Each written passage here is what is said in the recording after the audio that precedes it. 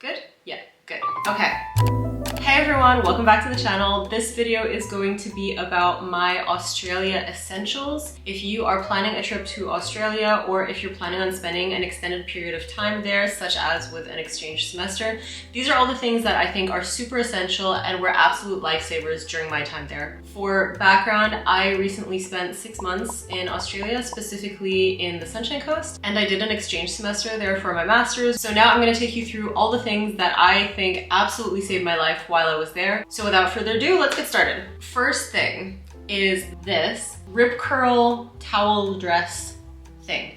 I think it's specifically called a towel poncho. It's literally made out of a towel, but it's a dress poncho. It's about this big, so it should come down to around your knees, and it also has a little hood as well. So the reason that I think that this was so essential is because we were on the Sunshine Coast, right? And we're on exchange. We wanted to take surfing lessons all the time. And the thing is, anybody who has tried like drying off and also changing their clothes in a towel while keeping their decency, like it's pretty hard. And this is just so useful. And the thing is that it took me so long to buy this as well because this is not cheap. Like if you get a new one from Rip Curl, I think these are about 100 and something Australian dollars. So definitely not a cheap purchase. And if you are in Australia and you want to get one of these, you can probably find one at an op shop. Probably costs less than $10. And I know that even though I'm not in Australia anymore and I'm not taking surf lessons anymore, this is going to come in handy for all future beach trips and even kind of just if you're out by the lakeside in the summer or, you know, any summer activity that's near a body of water where you happen to get wet at some point. This is going to come in handy, so I don't regret it at all. I think it was a really good purchase and I would highly recommend it if you were going to be doing something like surf lessons. Next thing. Talking about surfing, you know, obviously you are in the sun, which leads me to my next point, which is sunscreen. I'm sure you guys all saw this coming.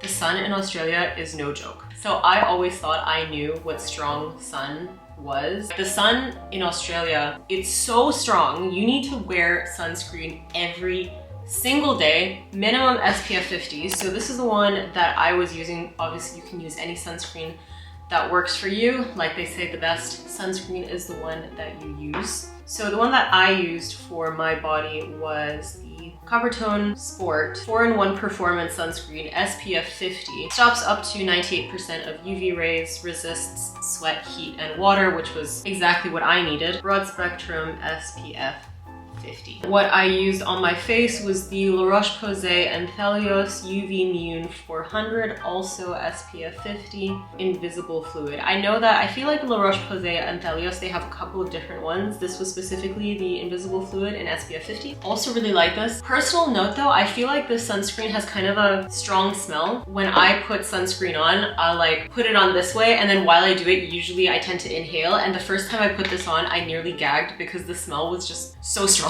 But it is a really good sunscreen, but again, whatever works for you, just wear sunscreen. Now, this leads me right into my next point because I just want to say, if you are going to Australia and you plan to go surfing, I don't think, for your face, I don't think that sunscreen is enough. Here's the thing. You're in the water, you come out of the water, and then you want to get the salt water out of your eyes, so what do? You wipe your eyes, and you go like this, right? And then every time you do that, you wipe the sunscreen off your face. So it's really easy for the tops of your cheeks to get much more sunburn because with every single time that you're wiping the water out of your eyes, you're also wiping sunscreen off your face. So the next thing that comes in is zinc paste. The one that I got is called Surf Mud. Surf Mud tinted covering cream shields against the harsh effects of the surf and wind by creating a protective barrier between the skin and the external environment. This one specifically has zinc oxide, cocoa caprolate / caprit, beeswax, lanolin, kaolin, and iron oxides. So it kind of looks like foundation, but I know they also have them in a bunch of fun colors. I have seen surf mud that's blue, red, yellow, stuff like that. This one just happens to be the color of clay. This one specifically is also non-toxic, made in Australia, and most importantly, reef safe. Again, if you go surfing, highly, highly recommend this for your face. On to the second to last sun protection thing. When we're talking about surfing as well, I know this is all very like surfing specific, but it's also just sun protection specific. You know, I would still recommend everything that I've said so far, except maybe the surf paste. I would still recommend even if you don't go surfing, just because the sun is that strong. So moving on to the second thing, which is a Rashie or a long sleeve swimsuit. I had a little surfing day with my friend And I swear to you, I was reapplying sunscreen on my entire body every half an hour. And I still got a sunburn on my back, and you can see kind of the pattern that my sports bra made on my back. You can see it in one of my other videos where I'm just like working in the library and my back is turned, and it looks ridiculous. So these are the two specific ones that I got. This one is a proper swimsuit. So you know you have to like put your legs in it, full long sleeve, and it zips up like this at the front. This is from a brand called Kayani, which you can find at any city beach store in Australia. And this one is from the brand Hurley, which you can also find in any city beach store. It looks like a sports jacket, a Lululemon sports jacket or something, but it is designed for getting wet. And as you can see, this isn't a swimsuit. You just, you know, put it on over your swimsuit and it completely zips and unzips. Something that is also good to check when you're getting one of these is how much extra sun protection they offer you. So this one gave you an extra SPF 30 of protection, and this one from Hurley provided a level of SPF 50 protection on top. And now the last thing that has to do with sun protection, I promise, is to get some kind of cover for your head. So either a bucket hat, I got this one and I think it's the cutest thing ever. I also got this from City Beach, and it has like little flowers on it. Okay, I look like a dork, but it's okay. And it was really, really nice to have in the summer as well, because it protects your whole face and it has flowers on it. It's adorable. But if you don't like a bucket hat, then you get just a baseball cap. We also got this at City Beach. We went to City Beach a lot. Yeah, baseball cap, also good for different kind of outfits. Gives you a completely different vibe. But yeah, protect your head, because it also helps you avoid heat stroke, because it's super easy to get heat stroke if you're dehydrated. Hats are a good idea. The other thing that I would recommend, this is also very surfing specific, I am sorry, it's a pair of surfing earplugs. I don't have them to show you guys, but I'm just going to put a picture here so you can see what it looks like. If you, like me, have very sensitive ears, then this might really be helpful for you. I get these really weird inner ear headaches when my ears are exposed to kind of cold and wind at the same time. So the most important thing for me is to kind of block out any kind of airflow if it's cold. That just meant when we were surfing, my ears were also exposed to water. When it got colder as well, it became much more of an issue. So I decided to get these surfing earplugs. The ones that I got are called surf ears, and they are specifically designed to keep the water out while also letting the sound in. They're pretty expensive. They cost about 60 Australian dollars if I'm not mistaken, which is quite pricey. And I have a friend who got bog standard wax earplugs, and he said that it was completely fine for him and it didn't affect his surfing at all. So I think I may have overspent there. So if you just get a standard pair of just wax earplugs to waterproof your ears and keep all the water out, that's also going to help a lot. Next thing on the list is some kind of reusable water bottle. My friends got me a Stanley water bottle for my last birthday, which I brought with me everywhere. And my friend who was on exchange with me, Lucas, he told me one time that he could even tell that it was me. Like, you know, from a distance when you see someone, you're like, oh, I think that's my friend so-and-so, but you're not 100% sure. As soon as he saw this water bottle in my hand, he was like, oh yeah, that's definitely Kat. But obviously just a reusable water bottle that you use, that you like, that can withstand some knocking around. It's so hot, it's so sunny, dehydration is a real thing, so take water with you all the time, drink it all the time. I also have one other friend who his brand of choice was a YETI, so we actually all got like matching YETI Ramblers with our own initials on them, and we had them, they had engraving for free, so we also got a little wave engraved on them, kind of to remember our time in Australia. Instead of getting tattoos, we just got YETI jugs.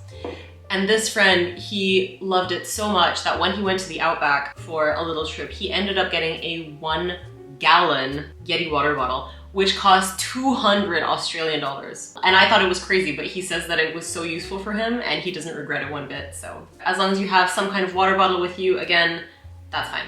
Next thing to make sure you have with you is some kind of travel adapter. I think that's self-explanatory. If you're not from Australia and then you're in Australia, then you're gonna have a hard time charging things without an adapter. Bring an adapter. This next one might be a little bit more specific if, again, you are staying there for an extended period of time and this cost is worth it to you, because you're probably not gonna bring it back home with you, and that thing is a small dehumidifier. So when I arrived in February, it was peak summer, super hot, super humid, and I was just dying. And even though there was a ceiling fan in my room, the student accommodation that I was in only had AC in the living room. So I remember all through summer until it started cooling down, everyone in the dorm, we would just leave our bedroom door open in hopes that the cool air from the living room would kind of cool down our individual bedrooms as well. And in our bedrooms, we only had a ceiling fan. And since it was so humid, it also felt really sticky and gross. So I got this little dehumidifier for about $30 Australian, and it did make a noticeable difference. This, I love this thing. What is this actually called? I think it's called a insect bite something. My friend and I always call it the Heaty hotty stick. So basically you use this for mosquito bites. So it has this little pad in front, and then you place it over where your mosquito bite is. And then this little pad heats up to, I think, exactly 55 degrees Celsius, because that's the temperature at which the enzymes from the mosquito bites that make them itchy break down. It does sting a little bit, but it doesn't actually hurt you, and it's hot enough that the itching just goes away right away, and I swear to God, it is magic. If you're going to any tropical place where you know there's going to be mosquitoes, this thing is a godsend, because you know sometimes you get 7, 10, 15 mosquito bites on your arms and legs, and then you're just kind of itchy everywhere, and then you know you do what you can, you put a hot spoon on it, you put tiger balm on it, this, that, whatever else you can think of, but it's still always a bit itchy and you just need to wait for it to go away. Yeah, this, you just, you know, put it wherever your mosquito bites are, and then all the itching is gone. It's just completely gone. Some mosquito bites are a little bit more hardcore, and then the itching comes back after a couple of hours, and then you just do it again, and then the itching's gone. Again, I will never get rid of this as long as I live. And then this is the last thing for longer trips, and also where you have a little bit more baggage allowance. It's a blender. Especially if you are staying in longer term accommodation and you don't really know what the kitchen situation will be. Some of the kitchens in these student dorms were absolutely disgusting, and you don't want to be using the pots and pans that other people have left there and then not cleaned up properly, and you're just like, Which is where the blender comes in. This one specifically is a Nutribullet, but you can 100% get a smaller one that's a little cheaper, a little less powerful, but it's good enough for your trip. And it's also a really good way if you're kind of on the go, you get all your nutrients in, and it just makes providing sustenance for yourself that much easier, especially if you have other things on your mind. I didn't buy this there. I brought this all the way from home, and my roommates thought I was insane when they actually saw it for the first time, and they were like, did student housing provide this? And I said, no, I brought this from home. And genuinely, they were like, what, you brought your blender all the way from Austria? Yes, I did. It's really heavy and it took up a lot of space, but I 100% made the right decision bringing this with me. So those are all the things that I am super happy that I brought with me that I found very helpful and think you could find it helpful too. Now there are a couple of things that I didn't bring with me that I didn't have that now I really wish I did. The first thing is a rain jacket. I didn't research the weather enough before I went to Australia, and because I was literally going to a place called the Sunshine Coast, I didn't think to research what the weather, what the climate would be like there, rainfall levels, etc., etc. And then imagine my surprise when I get there and it is pouring down rain basically the first week and a half that I'm there. I did have a really good raincoat at home already, specifically this one, which I got on Vinted, but it's from the brand Rains. It's really nice, it's a great design, and it's really high quality, and it doesn't even take up that much space. I just genuinely, I didn't think to bring it because I didn't think I would need any rain equipment, and I was so wrong. And with every week that passed, I thought to myself, oh, surely, you know, it's gonna let up from here on. It rained pretty much 80% of the time for 3 out of the 6 months that I was there. So yeah, if you're going there in the summer, then check the weather, maybe bring a rain poncho. It can even be like one of those, you know, $2 ones that are literally made of plastic, but bring something because it probably will rain.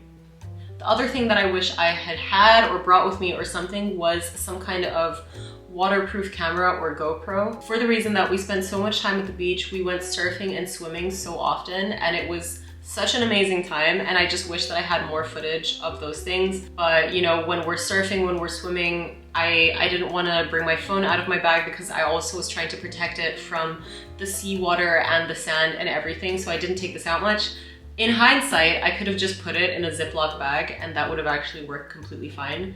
But looking back, if I had had a GoPro with me that I could have also filmed my attempts at surfing, I would have really loved that. So if you're going to be doing any kind of adventure activities where you're on the shore and in the water a lot, then also consider if you want to get footage of that and how you're going to be able to do it. Again, you don't need to get a GoPro, like those things are expensive, but maybe even planning to Ziploc bag your phone is going to be good enough for you, but that's also something to consider. Lastly, you might be wondering, is there anything that you brought all the way with you to Australia that you wish you hadn't brought and that was just taking up unnecessary space? Yes. Namely, two, not things, but two categories. Toiletries, I didn't need to bring those. Obviously, I was going to buy things when I was in Australia anyway. There was no need for me to bring full-size shampoo, conditioner, shower gel, etc. I could have saved myself some space and weight from that. Second thing, I think about 70% of the clothes that I did bring, I didn't even wear them. Maybe this isn't a problem that you have, but I am such a bad overpacker. And I always think to myself, okay, I'm gonna bring two pairs of jeans and then 2 pairs of pants. And if I have 2 pairs of pants, then what tops am I gonna wear with that? And then, oh, but what if I wanna wear this? What if I wanna wear that? What if I wanna have this kind of outfit vibe that day? And then I always end up bringing way too much. And even though I did try really hard to pack as little as possible, I still definitely packed too much. Also keep in mind that there are so many brands in Australia that you just can't find anywhere else, and you are going to see cute things. You'll probably go to op shops or thrift shops and see some really cool pieces there also that you want to take with you. So try to make sure that you at least have the space for it so you have the option to get those things if you really want them. So guys, that is everything. These were my absolute must-haves for anyone spending an extended period of time or an exchange semester in Australia. I know I mentioned a lot of stuff. It's kind of difficult to pick a top 1, 2, 3, 4, 5 because I think everything is really important. But I think the ones for me that I would say are super vital is this mosquito bite thing, some kind of long sleeve swimsuit, some kind of hat, weather bucket, or baseball, and a reusable water bottle. And if you're going surfing, again, consider the towel dress. I love it so much, it's so good.